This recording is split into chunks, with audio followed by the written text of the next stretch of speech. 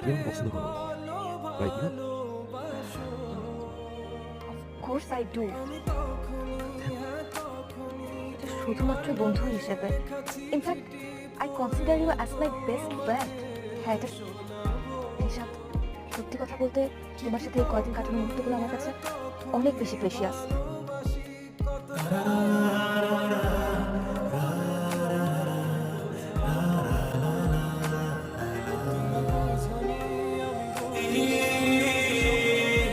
আমি তো কখনো বলতেই পারিনি যে আমি ওকে ভালোবাসি। নিশাত, তোর মা মারা যাওয়ার পর থেকে আমি তোকে মায়ের কষ্টটা বুঝতে দিই।